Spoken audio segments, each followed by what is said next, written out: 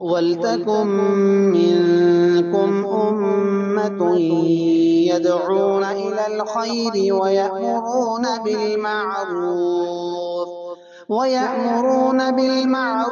وَيَنْهَوْنَ عَنِ الْمُنكَرِ وَأُولَٰئِكَ هُمُ الْمُفْلِحُونَ. والصلاة والسلام على رسوله الكريم وأشهد أن لا إله إلا الله وأشهد أن محمدا عبده ورسوله. اگر میتیں زیادہ ہوں پھر جنازے کی صلاۃ کیسے پڑھی جائے گی؟ عورتوں کا جنازہ جو ہے قبلے کی طرف ہوگا، بقیہ مردوں کے جو جنازے ہوں گے وہ امام کے سامنے ہوں گے۔ الگ الگ بھی جنازے کی صلاۃ پڑھی جا سکتی ہے، ایک دفعہ سب کی اجتماعی طور پر جنازے کی صلاۃ جائز ہے۔ اگر جنازے کئی ہیں، ہر ایک پر الگ الگ جنازے کی صلاۃ پڑھنے کی ضرورت نہیں ہے۔ عورتوں کی جو جنازے ہیں ان کو آگے قبلے کی طرف کر دیں، امام کے سامنے مردوں کے جنازے رکھ کر کے اجتماعی طور پر سب کی جنازے کی صلاۃ ایک ہی ساتھ ادا کی جا سکتی ہے۔ جنازے کی صلاۃ عورتیں بھی ادا کر سکتے ہیں۔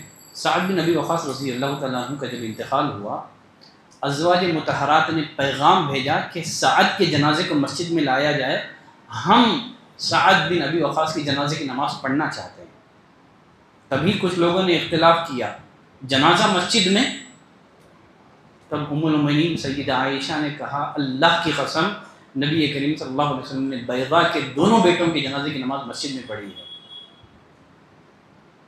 تو بالآخر سعد بن ابی وقاص کا جنازہ مسجد میں لایا گیا، ازواج مطہرات نے ان کے جنازے کی نماز پڑھی۔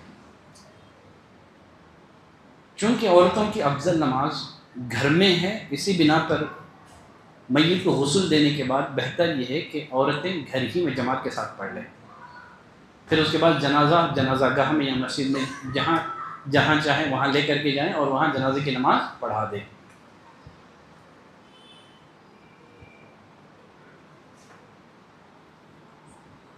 زندوں پر مردوں کے حقوق میں آخری حق باقی ہے، وہ کیا ہے؟ دفن کرنا، دفن کرنا۔ میت کی تدفین یہ انسانی فطرت میں سے ہے۔ جب قابل نے اپنے سگے بھائی حابل کو قتل کر دیا،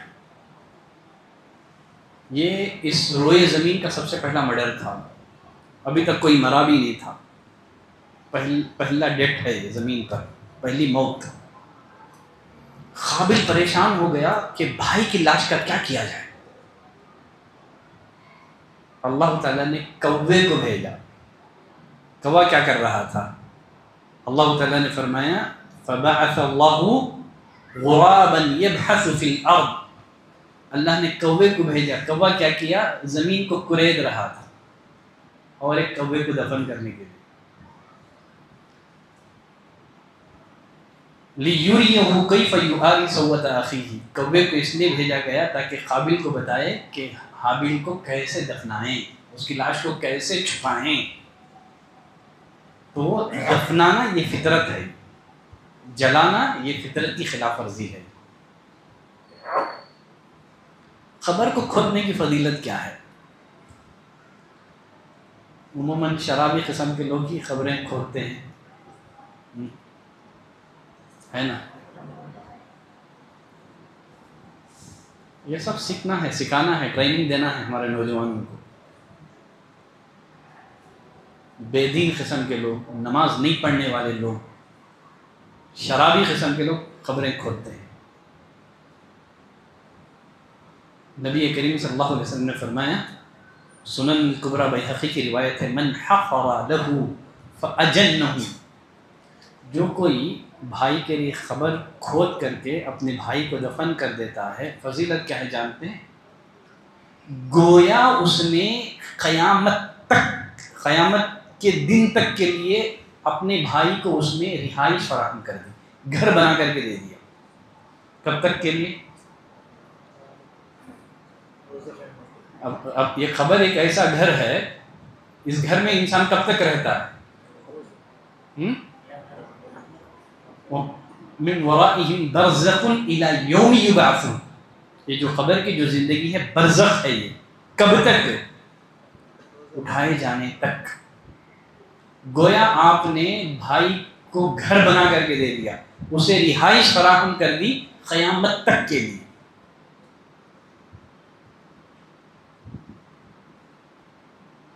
تو انشاءاللہ ہمارے یہاں سے ہمارے مسجد سلفیہ سے ایک نوجوانوں کی ٹیم نکلنی چاہیے انشاءاللہ،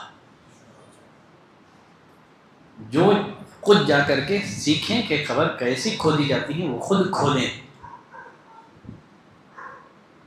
تاکہ وہ اس عظیم فضیلت کو حاصل کر سکیں۔ 3 اوقات ایسے ہیں جن میں دفن کرنا منع ہے۔ رات میں بھی دفن کرنا درست نہیں ہے، الا یہ کہ اگر اچھی طرح سے غسل دیا جائے، کفن دیا جائے تو پھر جائز ہوگا۔ دفن کہاں کرنا چاہیے؟ کہاں کریں گے؟ میت کو قریبی قبرستان میں دفن کرنا ہے، جہاں مرا ہے قریبی قبرستان میں، بلا عذر کسی دوسری جگہ منتقل کرنا درست نہیں ہے۔ احد کے معرکے میں بہت سارے صحابہ شہید ہو گئے، رشتہ داروں نے کیا کیا، ان کی لاش کو اٹھا اٹھا کر بقیع قبرستان لے جا رہے تھے۔ اتنے میں نبی کریم صلی اللہ علیہ وسلم کی طرف سے ایک اعلان کرنے والا آیا، اور اس نے اعلان کیا، رسول اللہ صلی اللہ علیہ وسلم تمہیں حکم دیتے ہیں کہ شہیدوں کو ان کی شہید گاہوں میں ہی دفن کر دیا جائے۔ دیکھیے ام المومنین سیدہ عائشہ رضی اللہ تعالیٰ عنہ کے ایک بھائی تھے عبد الرحمن،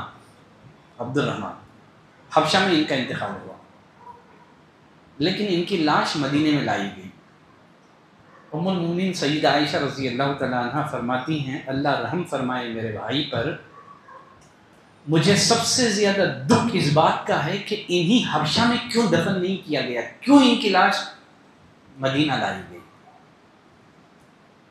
تو اس طرح کے تکلفات نہیں کرنی چاہیے، جہاں مرا قریبی قبرستان میں دفنا دینا ہے۔ تکلف کر کے اپنے آبائی وطن کو لے کر کے جانا جنازے کی نماز کو، سب لوگوں کو تکلیف دینا، یہ سب درست نہیں ہے۔ چلیں، کوئی بھی مرے اسے عام قبرستان میں ہی دفنایا جائے گا۔ صرف انبیاء اکرام کی خصوصیت یہ ہے کہ وہ جہاں وفات پاتے ہیں انہیں وہیں دفنایا جاتا ہے۔ انبیاء اکرام کے علاوہ کوئی اس فضیلت میں شریک نہیں ہے، چاہے وہ کتنا ہی بڑا ولی کیوں نہ ہو، اسے عام قبرستان میں ہی دفنایا جائے گا۔ آج مسلم معاشرے میں جو شرک پھیل رہا ہے اس کی ایک بہت بڑی وجہ یہ بھی ہے، لوگوں نے کیا کیا، اپنے پیروں کو اس فضیلت میں شریک کر دیا، انبیاء کرام کی فضیلت میں۔ بابا جہاں مر گئے وہیں ان کو گاڑ دیا گیا۔ یہ فضیلت صرف انبیاء کرام کے لیے ہے، انبیاء کرام کے علاوہ کوئی اس فضیلت میں شریک نہیں ہے۔ اللہ انبیاء کرام کو وہیں موت دیتا ہے جہاں وہ دفن ہونے کو پسند کرتے ہیں۔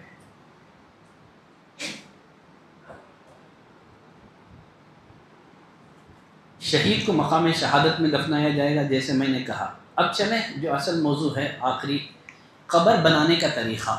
قبر بنانے کا طریقہ، اور اس کے بعد اور ایک ٹاپک ہے اس موضوع سے متعلق، قبر گہری کشادہ ہونی چاہیے، قبر گہری اور کشادہ ہونی چاہیے۔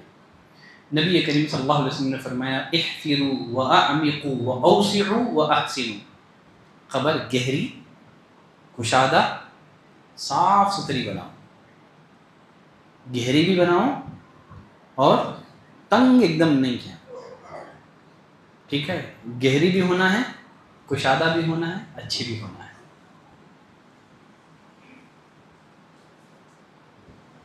لحد قبر بنانا افضل ہے۔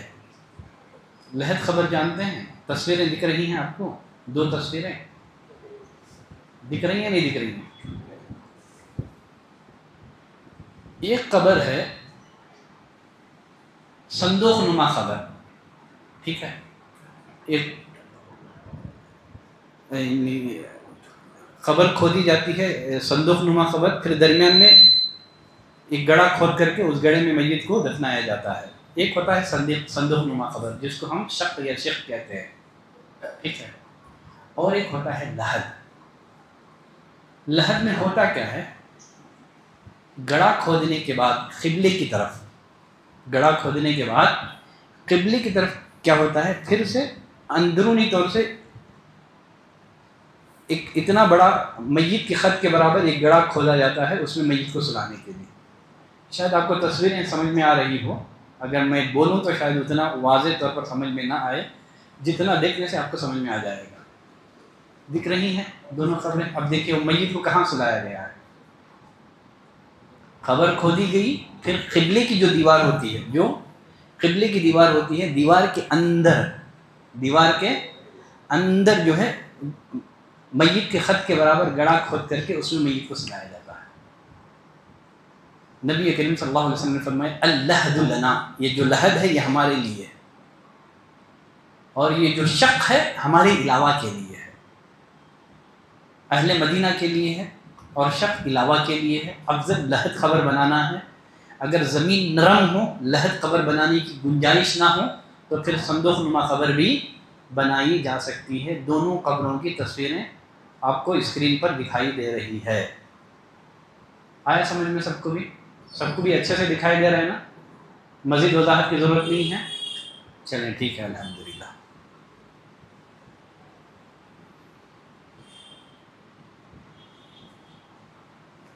میت کو دفن کرنے کے آداب, میت کو دفن کرنے کے آداب, میت کو کیسے دفن کیا جائے گا. اب دیکھیے, سمجھیں یہ خبر ہے, یہ ٹھیک ہے, یہ خبر ہے. میت کو خبر میں کیسے لٹایا جاتا ہے, ٹھیک ہے. دائیں جانب سر ہوتا ہے, بائیں جانب پیر ہوتا ہے. دائیں جانب سر, بائیں جانب پیر. اب یہ ہے خبر. میت کو خبر میں داخل کرنے کا طریقہ یہ ہے کہ میت کو قبر کے پاؤں کی طرف سے اس طرح قبر میں لٹائیں کہ پہلے سر قبر میں آئے. ایسے ہم لوگ ایسے ڈالتے ہیں, ہے نا. لیکن جو مصنون طریقہ ہے میت کو خبر میں دفن کرنے کا, وہ یہ ہے کہ میت کو قبر کے پاؤں والی طرف سے, یہ قبر کا پاؤں ہے یہ, ٹھیک ہے, ادھر سر ہوگا, ادھر پاؤں. اب کیسے آئے گا, ٹھیک ہے. یہاں سے آپ میت کو ایسے پہلے قبر میں ایسے آئیں گے کہ پہلے اس کا سر داخل ہو رہا ہے, پھر پیر, پھر آپ میت کو خبر میں رکھ دیں. آیا سمجھ میں, سب کو سمجھ میں آیا. میت کو خبر میں کیسے داخل کریں گے, اس کے پیر والی جانب سے اس طرح کہ خبر میں پہلے اس کا سر آئے, اس کے بعد پیر. چلے,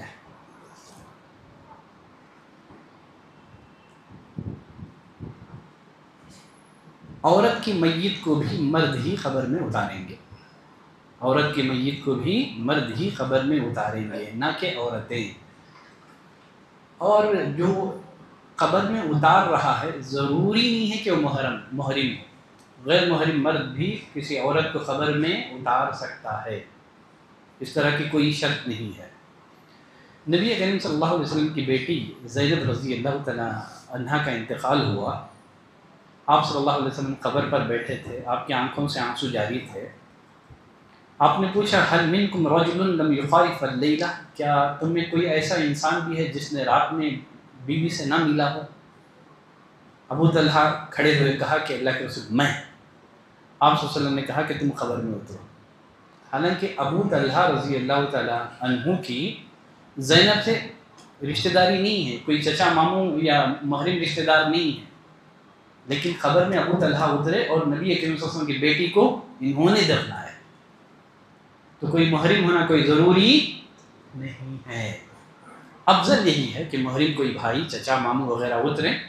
اگر محرم, کیونکہ نبی کریم صلی اللہ علیہ وسلم کو تو کوئی نرینہ اولاد نہیں تھے, جو نرینہ اولاد تھے وہ سب بچپن میں وفات پا گئے تھے.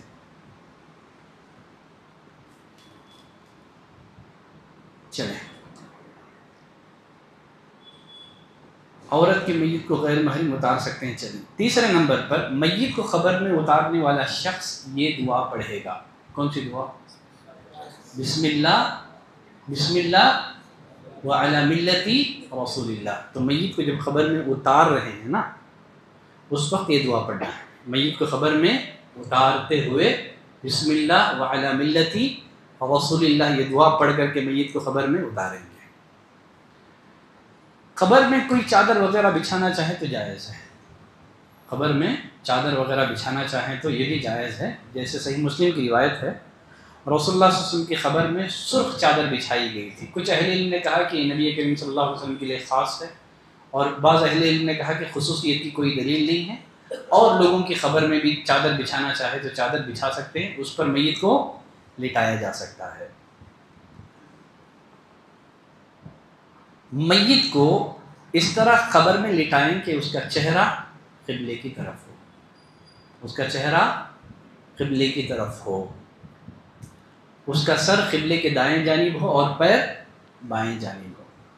ٹھیک ہے، سر دائیں جانب، پیر بائیں جانب، چہرہ کیا ہو اس کا قبلے کی طرف. چلیں اب بتا دیں کیسے میت ہیں تو قبر میں کیسے داخل کریں گے. آپ اٹھا تو نہیں سکتے ماشاءاللہ بھاری بھرکم ہے.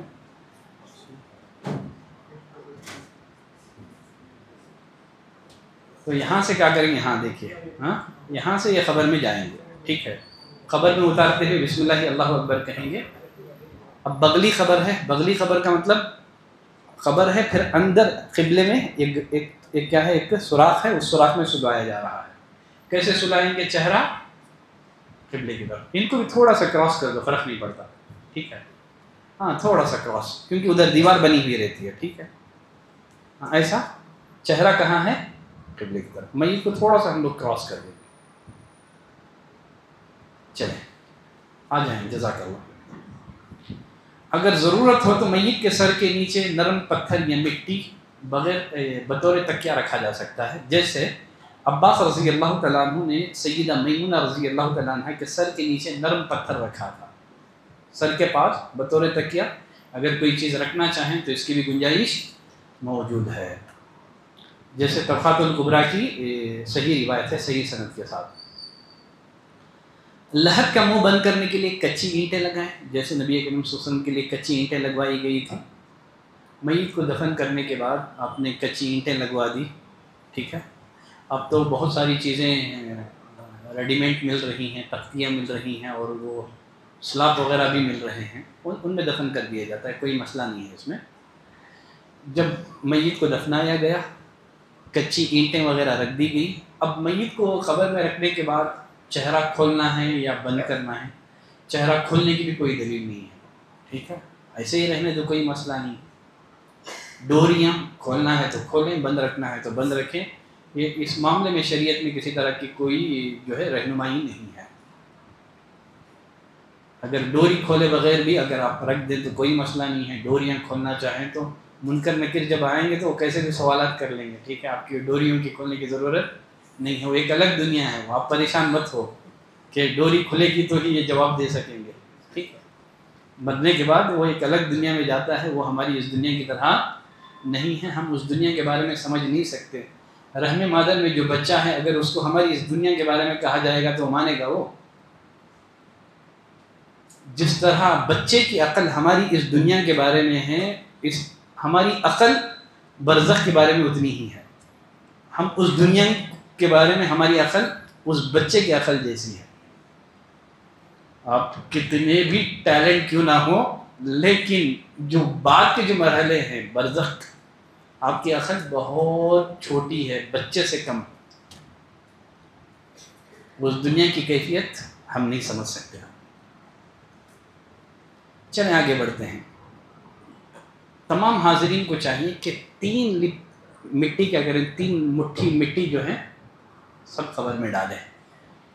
نبی کریم صلی اللہ علیہ وسلم نے ابو ہریرہ رضی اللہ تعالیٰ عنہ کی روایت ہے رسول اللہ صلی اللہ علیہ وسلم نے ایک شخص کی جنازے کی نماز پڑھائی. قبر پر آئے، سر کی جانب سے 3 جو ہے مٹھی آپ نے کیا کی، مٹی آپ نے قبر میں ڈال دی. تمام حاضرین کو کرنا چاہیے.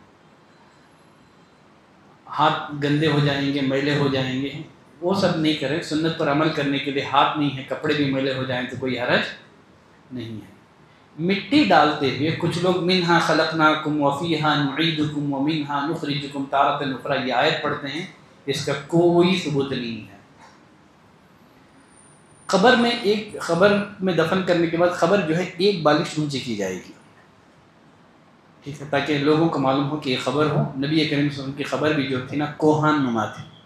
ان کا جو کوہان جو اس کا اگلا ابھرا ہوا حصہ ہوتا ہے نا، ویسے ہی نبی کریم صلی اللہ علیہ وسلم کی قبر بھی کوہان نما تھی، تاکہ لوگوں کو معلوم ہو جائے کہ یہاں قبر ہے، لوگ اس کی بے حرمتی نہ کریں. قبر پر پانی کا چھڑکاؤ بھی جائز ہے. شیخ البانی رحمۃ اللہ علیہ نے سلسلہ صحیحہ میں ایک روایت ذکر کی ہے، رسول اللہ صلی اللہ علیہ وسلم نے اپنے بیٹے ابراہیم کی قبر پر پانی چھڑکا تھا. ٹھیک ہے، اور اس کا فائدہ یہ ہے کہ مٹی جو ہے اچھی طرح سے جم جائے گی.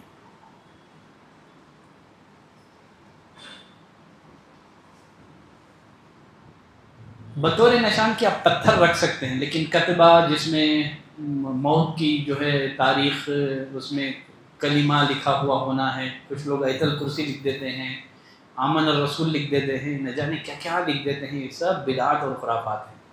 صرف نشان کے لیے اگر آپ سرہانے یا دونوں طرف پتھر رکھنا چاہیں انشاءاللہ اس کی گنجائش موجود ہے. جیسے عثمان بن مظعون کے وفات پر نبی کریم صلی اللہ علیہ وسلم نے ان کے سرانے ایک پتھر رکھ دیا تھا. تدفین کے بعد دعا کریں، تدفین کے بعد دعا کریں. رسول اللہ صلی اللہ علیہ وسلم جب بھی کسی میت کو دفنا کر کے فارغ ہوتے تو آپ فرمایا کرتے تھے کہ بھائی کے لیے استغفار کرو، ثابت قدمی کی دعا کرو، اس لیے کہ اب اس سے سوالات ہوں گے، من ربک ما دینک من نبیک، اور ایک سوال بھی ہوگا، کیا ہے؟ ما یدریک، مومن ہو تو پوچھا جائے گا کہاں سے تم نے یہ سوالات کے جوابات معلوم کیے؟ مومن کہے گا قرأت کتاب اللہ، میں نے قرآن پڑھا، ایمان لایا، تصدیق کی، قرآن سے مجھے ان سوالات کے جوابات کا علم ملا تھا. اس لیے قرآن سمجھ کے پڑھیں، صرف طوطے مینے کی طرح نہ پڑھیں. ٹھیک ہے، وہ بھی فائدے سے خالی نہیں ہے. ٹھیک ہے، انشاءاللہ بلا سمجھے بھی اگر کوئی آدمی قرآن پڑھتا ہے، ایک ایک لفظ پر 10 نیکیوں کا حقدار بنتا ہے، لیکن ثواب تو ملے گا، ہدایت نہ ملے تو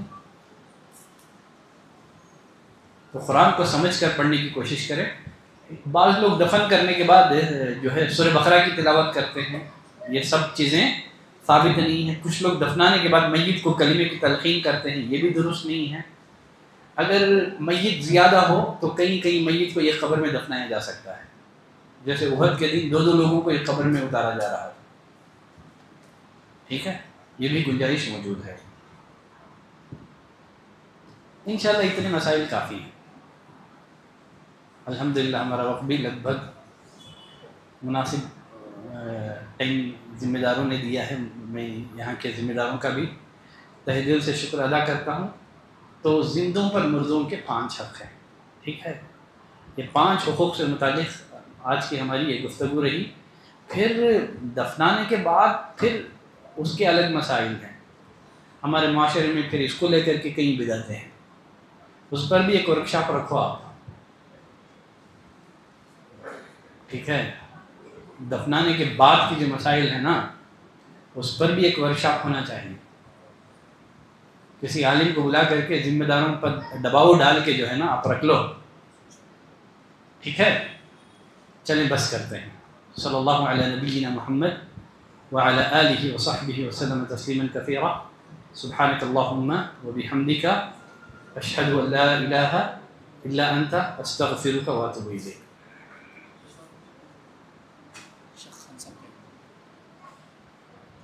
دیکھیے ماشاءاللہ خان صاحب کے پاس سے، ہمارے رحمت اللہ صاحب کے پاس سے، ہمارے استاد محترم شیخ امین الرحمن عمری مدنی حفظہ اللہ کی کتاب ہے جنازے کے احکام اور مسائل پر. بڑی اچھی کتاب ہے، جامع ترین کتاب ہے.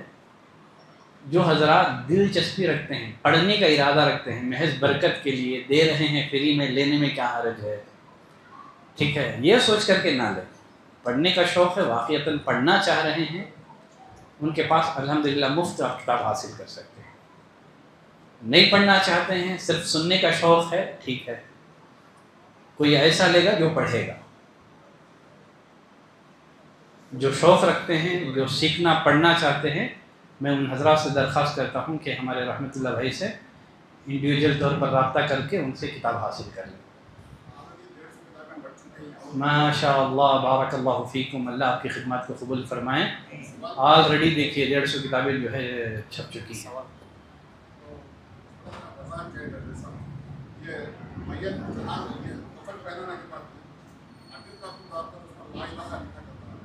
سب غلط ہے، بالکل غلط ہے.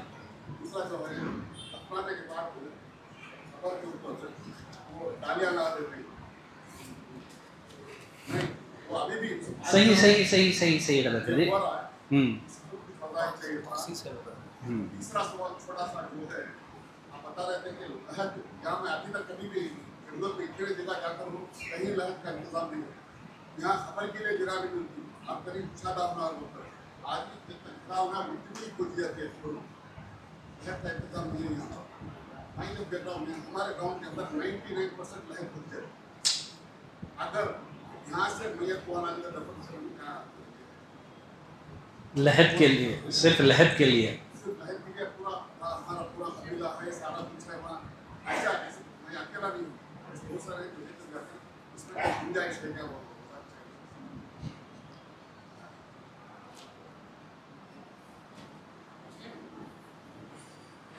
کیا بولے؟ مائک میں جوابات دینا. وہ کیا بول رہے؟ سوال مائک میں کرنا بول رہے ہیں. ٹھیک ہے چلیں، ان کے کئی ایک سوالات ہیں. پہلا سوال کیا تھا آپ کا؟ میں یہ ریپیٹ کر دیتا ہوں. ہاں، یہ جو ہے کفن پر لا الہ الا اللہ لکھنا، یہ سب غلط ہیں، بدعات ہیں. اس سے ایک مسلمان کو بچنا چاہیے. انسان کو لکھنے کا فائدہ نہیں ہوتا، لٹکانے سے کچھ نہیں ہوتا ہے. اصل چیز عمل ہے. میت کو قبر میں جو فائدہ دیتی ہے اس کا ایمان ہے، اس کا عمل ہے، اس کا صحیح عقیدہ ہے. لٹکانے سے، نہ تعویذ لٹکانے سے کچھ فائدہ ہوگا، نہ جنازے پر لا الہ الا اللہ لکھنے سے فائدہ ہوگا. میت کا اگر عمل اچھا نہیں ہے، نبی کریم صلی اللہ علیہ وسلم کی چادر بھی اسے جہنم کی آگ سے نہیں بچائے گی. نبی کریم صلی اللہ علیہ وسلم نے عبداللہ بن ابی منافقین کے سردار کو اپنی چادر دی تھی. فائدہ ہوا. زمزم میں بھگو کے آپ، کچھ لوگ، یہ سب چیزیں تکلفات ہیں. ان سب چیزوں کا میت کو فائدہ نہیں ہوتا ہے. اصل چیز انسان کا اپنا عمل ہے، اس کا اپنا عقیدہ ہے، اس کا ایمان ہے. ان سب چیزوں پر توجہ دینا چاہیے. جن چیزوں پر توجہ دینی چاہیے ہمارے معاشرے میں ان چیزوں پر توجہ نہیں دی جاتی ہے. ایسی باتوں کو کافی اہمیت دی جاتی ہے جن کا میت کو کسی طرح کا کوئی فائدہ حاصل ہونے والا نہیں ہے. چلیں پہلا سوال. دوسرا سوال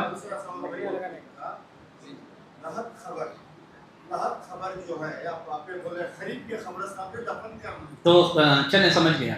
تو سوال یہ تھا کہ دیکھیے لحد میں دفن ہونا یہ کوئی فضیلت نہیں ہے. ٹھیک ہے، بذات خود لحد میں دفن ہونا، اگر انسان متقی ہو، پرہیزگار ہو، انشاءاللہ اسے جو شک والی جو خبر ہے وہ بھی اس کے لیے باغ و بہار بن جائے گی. اگر وہ سوالات کے جوابات میں کامیاب ہو گیا تو اس کے لیے اس میں بھی کھڑکیاں اوپن کی جائے گی.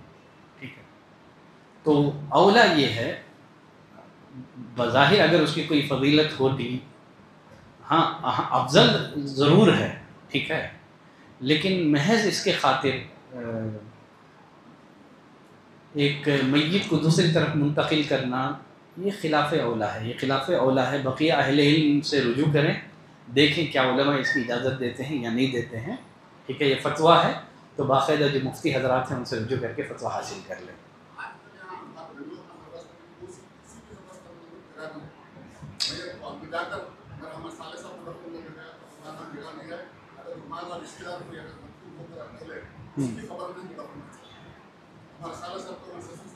نہیں، اگر خبروں کی تنگی ہے، قبرستان میں گنجائش نہیں ہے تو جائیں، کوئی مسئلہ نہیں.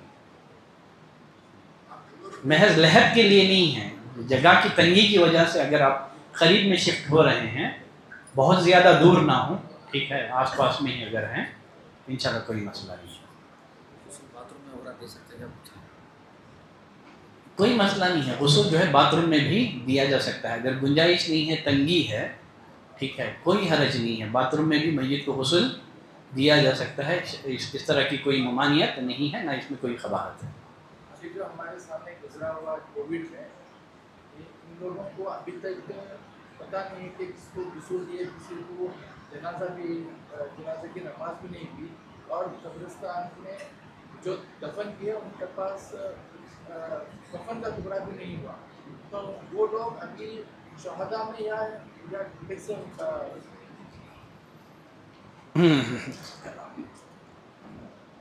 اب یہ جو کووڈ میں جو لوگ وفات پائے ہیں،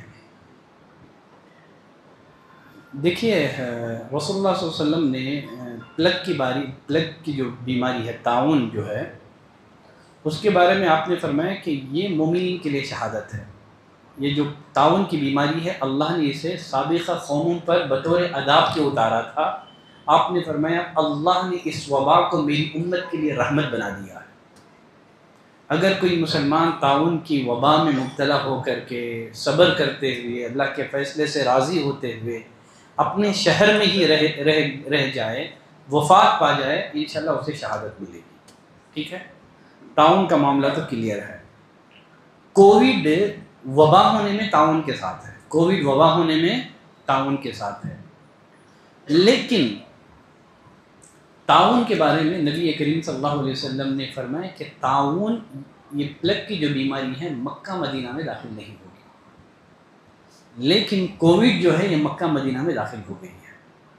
ٹھیک ہے، تو کلی طور پر ہم لوگ، ٹھیک ہے، اس کو ہم لوگ طاعون پر ہم لوگ قیاس نہیں کر سکتے۔ ہاں وبا ہے، بیماری میں وفات پانا یقیناً مسلمانوں کے لیے رحمت ہی ہے۔ کسی بھی بیماری میں، کووڈ ہی نہیں ہے، کسی بھی مرض میں اگر مسلمان مبتلا ہو کر کے مرتا ہے، انشاءاللہ وہ بیماری اس کے گناہوں کا کفارہ بنے گی۔ کیا شہادت کہہ سکتے ہیں؟ ٹھیک ہے، پلگ کی بیماری پر قیاس کرتے ہوئے یہاں کچھ محل نظر ہے۔ وبا ہونے میں مشترک ہے، لیکن دوسری چیز میں مختلف ہے، کیونکہ ہر اعتبار سے یہ طاعون سے ملتی جلتی نہیں ہے۔ ہاں خیر کی امید کر سکتے ہیں ہم وبا میں مرنے والوں کے بارے میں، ٹھیک ہے، اللہ انہیں شہادت دے، دعا کریں انشاءاللہ، لیکن بالجزم کہنا مشکل ہے۔ ٹھیک ہے، یقین کے ساتھ کہنا مشکل ہے۔ مولانا ایک سوال ہے، مولانا جیسا کہ کووڈ آیا، شروعات میں جو ہے جو انتقال ہوئے ان کو جو ہے بغیر جنازے کی نماز میں لے کرنا تھا، ٹھیک اس کے حق میں آج کے دن ہمیں نماز پڑھ لو۔ ہاں کوئی مسئلہ نہیں ہے، جیسے رسول اللہ صلی اللہ علیہ وسلم نے جو ہے شہداء احد کی نماز آپ نے کئی دنوں کے بعد پڑھی تھی، کوئی مسئلہ نہیں ہے۔ اگر ایسے لوگ ہیں، آپ کو لگتا ہے آپ کے اعزا اقارب میں جن کی جنازے کی نماز پڑھی ہی نہیں گئی ہے، بہتر ہے کہ آپ کچھ لوگوں کو لے کر کے خبر معلوم ہے، ٹھیک ہے، آپ قبرستان میں جا کر کے ان کی جنازے کی نماز کچھ لوگوں کو لے کر کے پڑھ لیں۔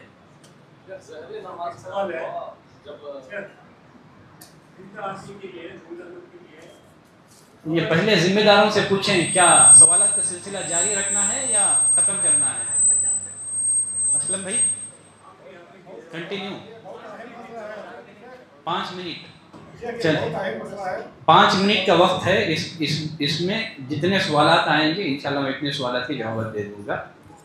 بقیہ انشاءاللہ اور ایک نشست جو ہے آپ رکھ لو، آپ فون نمبر لے لو میرا، ٹھیک ہے، لیکن فون مت کرو، واٹس ایپ ٹھیک ہے، جب میں فری ہو جاؤں گا تو انشاءاللہ دیکھ کر کے آپ کے کوشچنوں کا آنسر دے دوں گا۔ 9060977677 9060977677۔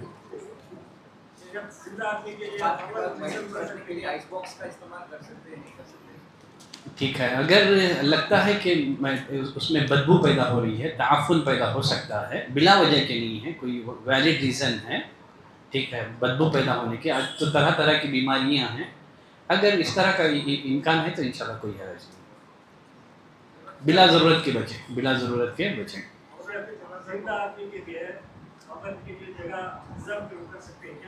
کیا کر سکتے ہیں؟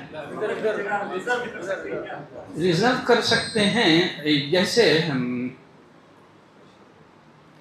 نبی کریم صلی اللہ علیہ وسلم نے عثمان بن مظعون کی جنازے کی نماز پڑھائی، ٹھیک ہے، اور خبر رکھا، یہ پتھر رکھا، اور کہا کہ یہ پتھر اس لیے رکھ رہا ہوں تاکہ معلوم ہو کہ یہ عثمان بن مظعون کی خبر ہے، تاکہ اس کے اطراف اور اکناف میں جو ہے، اس کے اطراف اور اکناف میں ان کے خاندان اور اہل خانہ کو دفنایا جائے۔ اگر قبرستان میں ایک خاندان کی فیملی کے لوگ ایک جگہ کچھ ریزرو کر لیتے ہیں، انشاءاللہ اس میں کچھ بھی قباحت نہیں ہے، گنجائش۔ ایک سوال یہ بھی ہے کہ میت کو دفن کرنے کے بعد اجتماعی دعا کا کیا حکم ہے؟ میت کو دفن کرنے کے بعد اجتماعی دعا کا حکم کیا ہے؟ رسول اللہ صلی اللہ علیہ وسلم کسی بھی میت کو دفناتے صحابہ کرام سے کہتے کہ استغفروا لاخیکم، تم سب استغفار کرو، ثابت قدمی کی دعا کرو، سوالات ہوں گے۔ رسول اللہ صلی اللہ علیہ وسلم نے کبھی اجتماعی دعا نہیں کروائی۔ اب اس معاملے میں بھی جو ہے علماء سے بھی ایک طرح کی چپ ہو جاتی ہے۔ مالدار ہوں تو 15-15 منٹ کی دعائیں ہوتی ہیں، غریب کے لیے 2-3 منٹ میں دعا ختم ہو جاتی ہے، ٹھیک ہے۔ بدعت ہو تو تکلفات کرنے پڑتے ہیں، بدعت ہو تو تکلفات کرنے پڑتے ہیں، بیچارہ امام کیا کرے گا، وہ بھی متولی صاحب ہیں، تنخواہ دیتے ہیں، تنخواہ ان کی طرف سے آتی ہے، ٹھیک ہے۔ کبھی ہو جاتی ہیں، سب لوگ نہیں کرتے ہیں، ٹھیک ہے، سارے ائمہ نہیں ہیں، ٹھیک ہے، کبھی کبھار ہو جاتا ہے اس طرح کا کچھ لوگوں سے۔ تو بدعتوں میں تکلفات ہیں، بدعتوں میں تکلفات ہیں، تو ہر انسان جو ہے اپنے اپنے طور پر جو ہے میت کو دفن کرنے کے بعد انفرادی طور پر دعائیں مانگے۔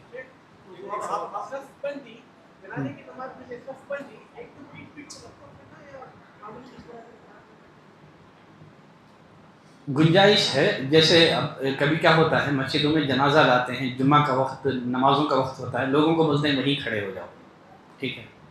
کبھی لوگوں کو تکلیف سے بچانے کے لیے مل کے کھڑے ہوتے ہیں، اس میں وسعت ہے، کشادگی ہے، کوئی مسئلہ نہیں ہے، جیسے ممکن ہو ویسے کر لیں۔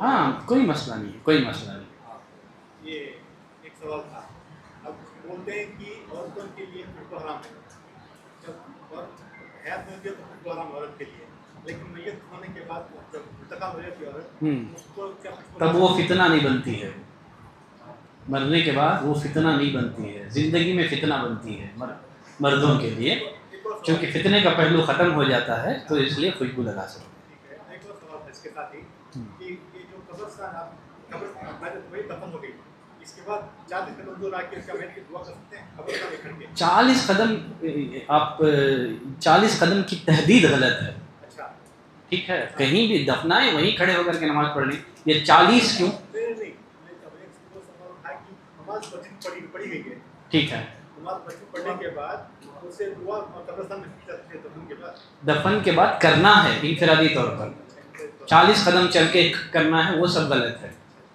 ٹھیک ہے۔ دفن کر دیے، وہیں امام صاحب اعلان کرتی کہ بھائی سب بھائی کے لیے مغفرت کرو، ثابت قدمی کی دعا کرو، اب اس سے سوالات ہوں گے، ہر انسان انڈیویجولی طور پر میت کے لیے دعا کرے گا، اس کے لیے 40 قدم جانے کی ضرورت نہیں ہے۔